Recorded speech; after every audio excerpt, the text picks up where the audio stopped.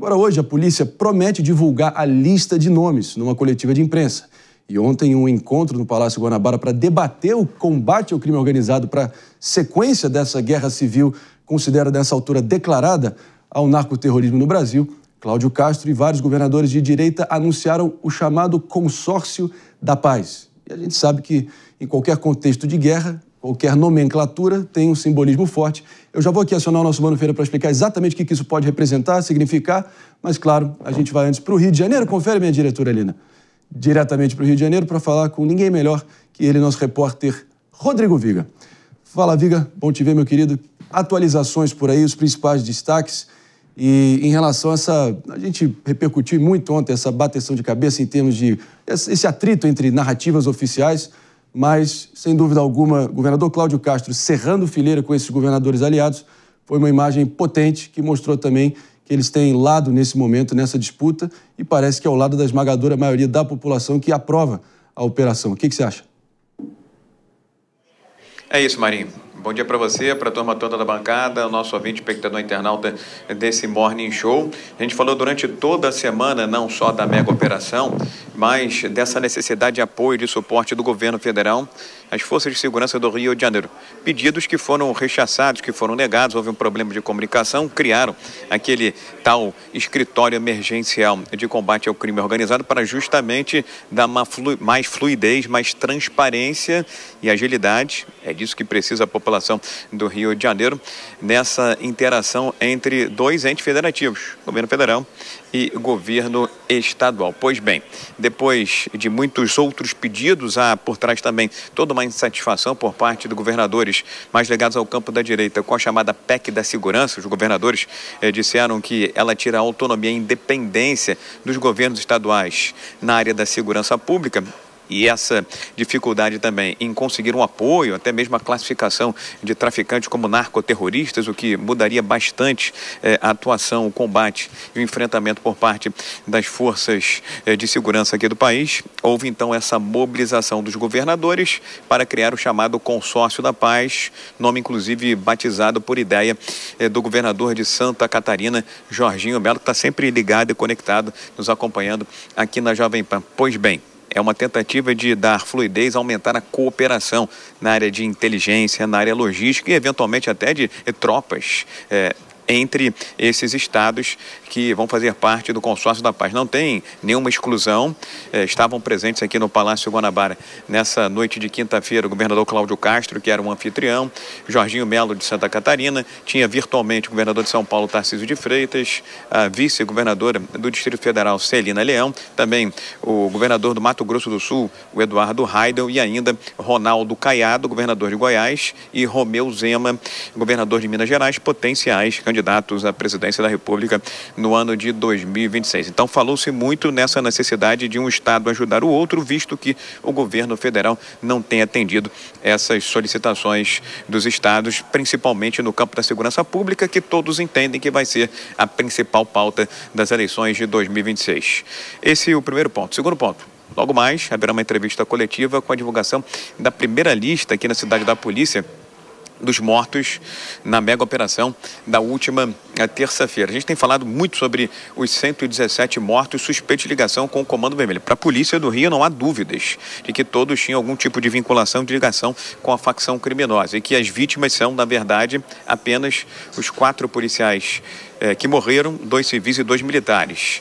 É o maior número de agentes mortos em uma operação da polícia do Rio de Janeiro em toda a história. Ainda há outros 10, viu, Marinho? Internados, hospitalizados, lutando pela vida, lutando contra a morte. A perspectiva é que essa lista traga nomes que possam esclarecer, elucidar e eventualmente comprovar para aqueles que ainda duvidam que todos que morreram na operação da polícia tinham vinculação, ligação com o crime organizado.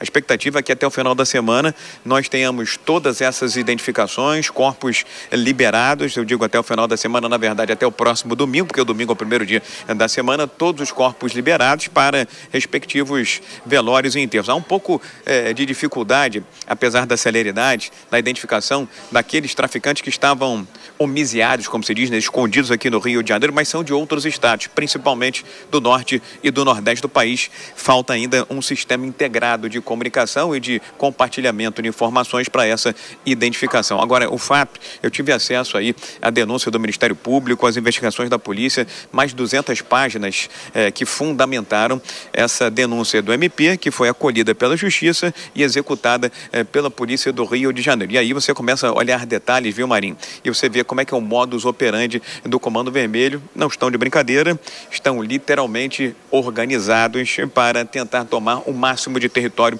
possível. Pois bem, estavam se preparando, já tinham aqueles drones com bombas que foram lançados contra a polícia na operação da terça-feira. Estavam se preparando os criminosos para comprar drones de mapeamento térmico para fazer esse monitoramento das forças de segurança durante a noite. E também foi revelado todo o protocolo de blindagem de proteção aos criminosos. Por exemplo, o traficante mais procurado do momento é o Eduardo Andrade, conhecido como Doca, que era o chefão, continua sendo, né, do Alemão e da Penha na zona norte do Rio de Janeiro. Tem todo um protocolo de atuação e, inclusive, o Comando Vermelho determina que em momentos de maior tensão, esses criminosos sejam levados para os seus bunkers, os bunkers do CV aqui no Rio de Janeiro, comunidades, na verdade, que são complexos, Penha, Maré, Alemão, Complexo do Salgueiro, em São Gonçalo, que é muito perigoso, e ainda a Rocinha, na zona sul da capital. Por quê? Porque ali há um armamento gigantesco, um aparato capaz de enfrentar as forças de segurança do Rio de Janeiro, muitas barricadas e também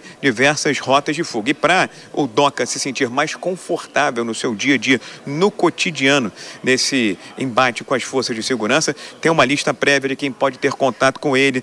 Esses criminosos da mesma facção não devem ou não podem saber o seu paradeiro, não podem entrar armados na casa, no bunker, no esconderijo desse bandido, enfim. Então, infelizmente, eu não gostaria de falar isso do meu estado, da minha cidade, que eu amo de paixão, mas se isso não me parece um estado de guerra, eu não sei mais o que é um estado de guerra, viu, Marinho? Difícil discordar e difícil também ter qualquer outro sentimento, como também um carioca apaixonado aí, enfim, em luta em ver a situação da forma que ela está avançando, mas de qualquer forma foi um facho de esperança, porque a gente tem que valorizar os bons entre nós, basta a nossa omissão para o mal prevalecer. Já diria o ditado. Valeu, Viga, obrigado, mestre, obrigado pela presença. Todas as informações, todos os esclarecimentos, a gente volta contigo na sequência. Agora, vou acionando aqui nossa bancada. Mano Ferreira, dando o seu principal destaque aqui para a gente começar essa discussão, muitos fatos e temas aqui para a gente destrinchar um por um. Vai que é sua. Marinho, em primeiro lugar, é muito importante que venha a público a lista de todos os mortos, né, para que a gente possa confirmar a versão oficial que vem sendo defendida pelo governo desde o acontecimento da operação, de que todos os mortos teriam ligação comprovada com o Comando Vermelho. Quando essa lista vier a público, poderemos confirmar essa informação ou negar, né, ou contradizer o governo. Então, primeira questão é essa, como que o Estado sempre precisa atuar com transparência para ter com isso um reforço de sua credibilidade diante da sociedade. Porque o Estado, diferentemente do crime, precisa atuar sempre com legitimidade, né? Então, isso é muito importante. Segundo destaque que eu traria é esse consórcio da paz, juntando a cooperação entre estados, é muito importante, mas, por enquanto, parece muito mais simbólico do que efetivo. Uma das coisas que precisa acontecer para que ele se torne mais efetivo, o próprio Viga já trouxe na passagem que ele fez.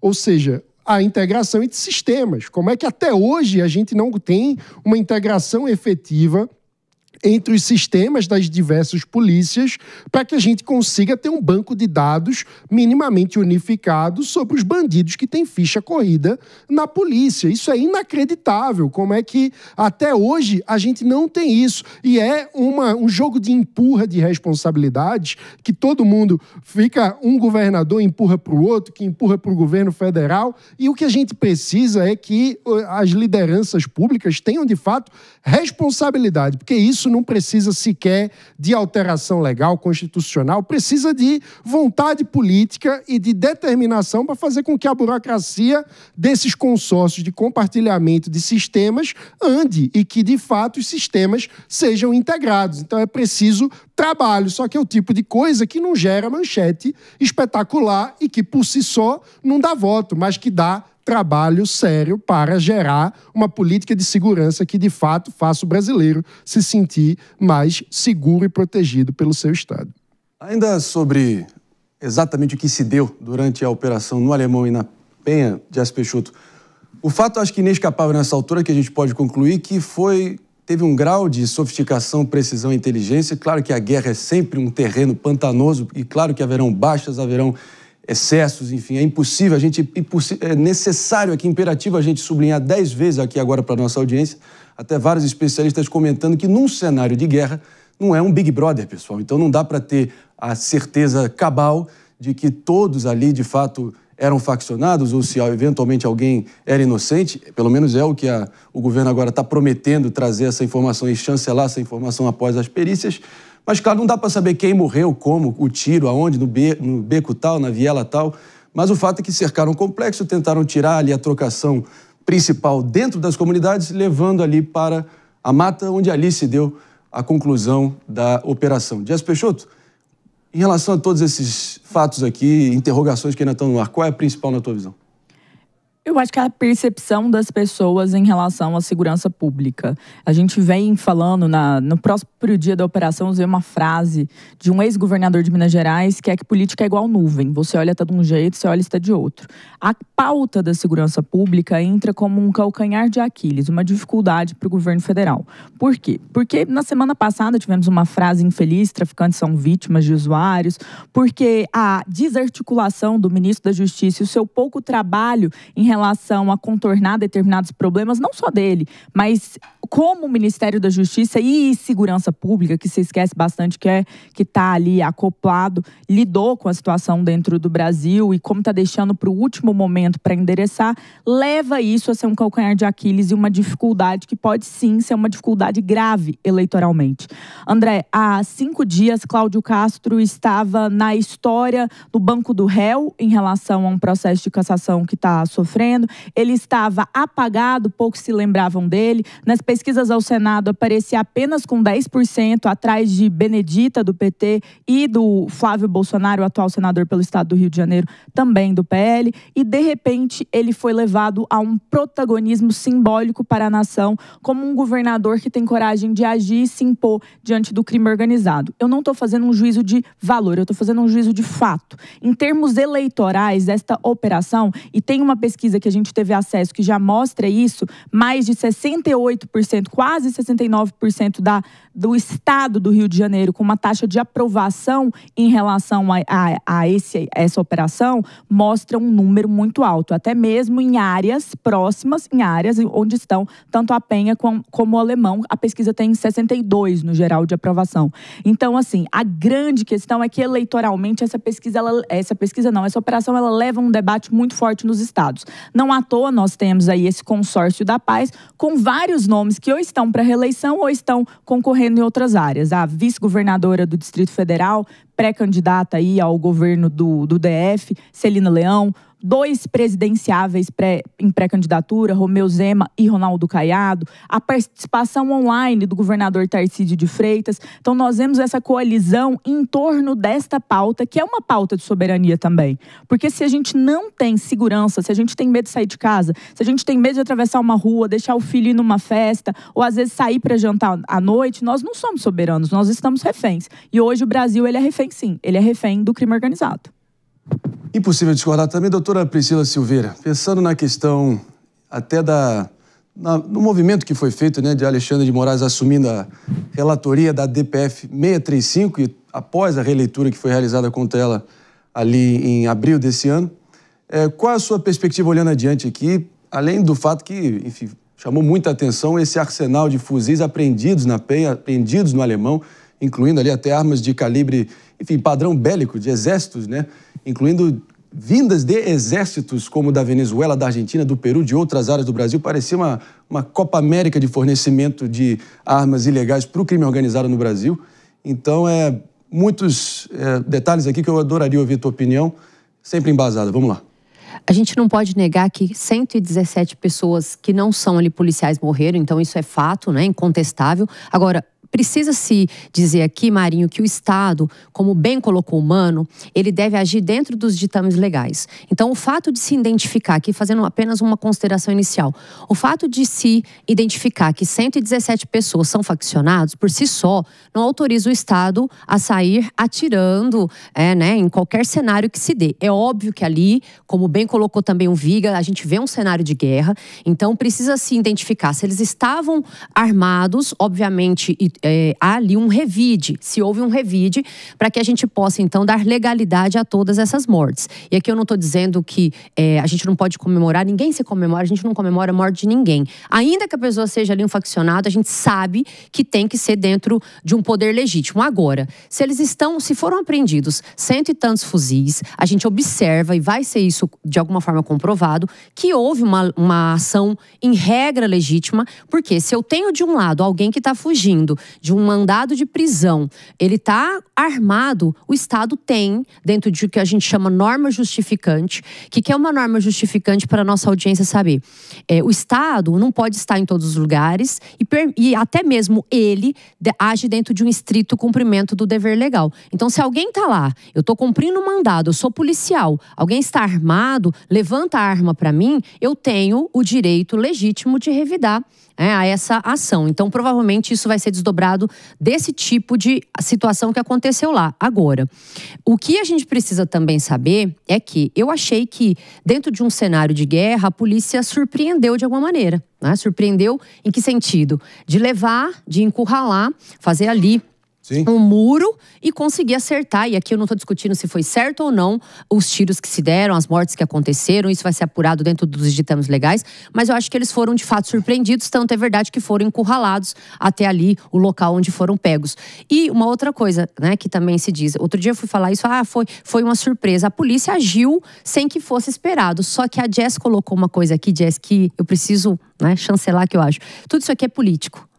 Eu digo político porque morreram 120 já estão lá. Cadê as pessoas que encabeçam todas essas organizações? A maioria delas, claro, uma ou outra foi ali presa, mas a maioria delas não foi presa. Isso é questionável. E outra coisa, como ela bem colocou, o cenário de eleição que se avizinha. A segurança pública é uma pauta realmente cara. Ninguém quer ser o dono quando ela dá errado. Quando ela dá errado, quando, por exemplo, policiais morrem, e aí seria uma forma de dar errado, ninguém quer colocar a segurança pública como pauta, para título de eleição. Agora, quando, aspas, conforme a Jazz aqui colocou, 62% da população diz que foi certeiro, aí o filho é meu. E aí se unem ali os governadores. Claro que a gente tem que se unir mesmo. A segurança pública é um direito constitucionalmente colocado. A gente tem esse direito, pertence aos estados, mas eu acho que enquanto a gente estiver dividindo a bola, as organizações criminosas, elas vão avançando, vão ganhando dinheiro, vão se estruturando, vão tendo drones, inclusive com questão de olhar lá a temperatura e o Estado agindo, lógico que não é com 38, mas apenas ali, de uma questão da gente desenhar, o Estado com um revólver 38, entre aspas, e a organização criminosa com uma .50 que derruba até mesmo um helicóptero. Isso está errado. Está errado, porque o Estado ele tem que agir de forma legítima, ele pode empregar a força dentro da ação legítima, só que ele não tem, muitas vezes, mecanismos. E, às vezes, quando ele usa o mecanismo, a população é contrária. Mas morreram só 4 policiais. E aí, a gente lamenta toda a morte, mas o fato de ter morrido só 4 policiais, e se fosse o inverso? Se 100 policiais fossem mortos, estava certo? Então tem alguma coisa errada, a gente precisa achar onde está o erro. É claro que em qualquer situação de exceção, como é um contexto de guerra, de conflito armado como esse que a gente está diante agora, pessoal, a gente precisa de atitudes excepcionais e realmente uma disposição política, uma vontade política, uma capacidade de coordenação e integração entre os governadores, que esse consórcio acaba servindo, pelo menos, com uma perspectiva nesse sentido. E também uma perspectiva de formar uma espécie de barreira contra essa tentativa do governo Lula com os setores do judiciário de alguma forma minar o federalismo da segurança pública, minar a autoridade dos governadores de estado. Mas, de qualquer forma, crédito onde o crédito é devido. Até que o governo Lula, pelo menos nos canais oficiais, Mari Cantarelli, até que reagiu relativamente bem a essa situação toda, com uma nota oficial sóbria, basicamente indo ao encontro do sentimento do conjunto da sociedade brasileira, em grande parte, realmente reforçando a necessidade, o imperativo do combate ao crime organizado. Porém, o problema é o fã-clube, né? Os militantes, enfim, no X ou Twitter para os íntimos, ali à torto e à direito, defendendo a plenos pulmões, nenhuma notinha, nenhum pesar sobre os 4 heróis que estão na linha de frente, defendendo os cidadãos brasileiros, independente da coloração política e ideológica, na linha de frente todo dia, mas também se escandalizando para realmente trazer direitos humanos para faccionado, armado até os dentes, inimigos da sociedade civil e do Estado. Como é que você vê essa encalacrada que o governo sempre tem que lidar, né? Tendo que lidar, enfim, com o canal oficial, mas também a militância não ajudando muito. Acho que o governo federal está fazendo o seu papel agora aí de ter que reagir ao que está acontecendo e acho que tem o lado positivo disso, que é, de fato, a pressão que se faz para que o legislativo comece a trazer soluções claras para resolver o problema de segurança pública, né? O Mano estava comentando ontem aqui também, não é uma primeira ofensiva ou uma única ação que vai resolver um problema complexo. Não existem soluções simples para problemas complexos. Acho que o governo está sendo pressionado. Entendo que é legítimo aí a junção dos governadores em prol de uma solução mais, né, conjunta, que é necessária.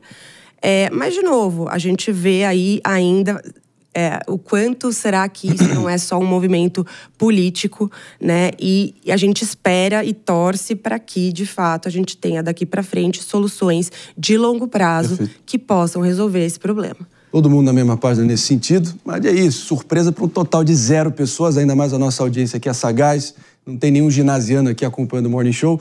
Políticos por ofício politizam e ainda mais em ano eleitoral, aí sai da frente.